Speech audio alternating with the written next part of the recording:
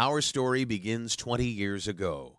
Boris Yeltsin was sworn into office. Jay Leno replaced Johnny Carson on The Tonight Show. And cell phones were really, really big. It was August of 1991, and a 20-year-old computer science student named Linus Torvalds sat down at his computer in Helsinki to post what is now one of the most famous entries in computing history. Hello, everybody out there. I'm doing a free operating system, just a hobby, won't be anything big and professional like GNU. It probably will never support anything other than AT hard disks, as that's all I have.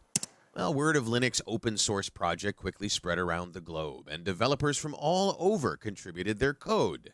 Linus named his OS kernel Linux and chose a penguin as its mascot, after a little incident at the zoo. He soon made a very important decision that would shape Linux's future just as much as the technology.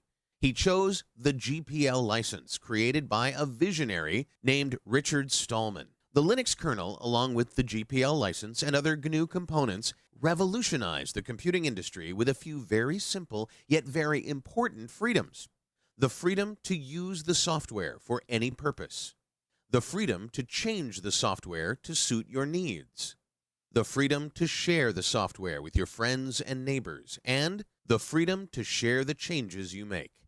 These radical ideas fueled its spread around the world and, somewhat paradoxically, its rise from a hobbyist experiment to the foundation of a large and thriving commercial ecosystem. Companies built businesses around Linux. In 1999, Red Hat's stock tripled as it became the first Linux company to go public. That same year, IBM spent $1 billion to improve and advertise Linux. Does he have a name? His name is Linux.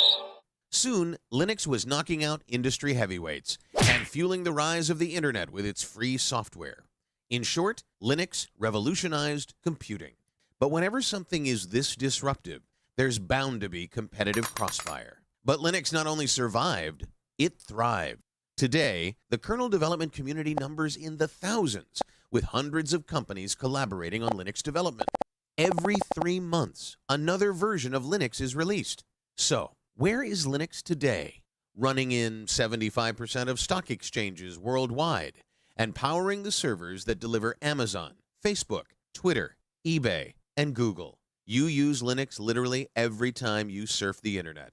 It's in your phone, in your TV, running 95% of supercomputers, and in many of the devices you use every day. Linux is everywhere. And the Helsinki-based programmer who started it all? He orchestrates this worldwide army of developers from his home office in Portland, Oregon, as a fellow at the Linuxfoundation.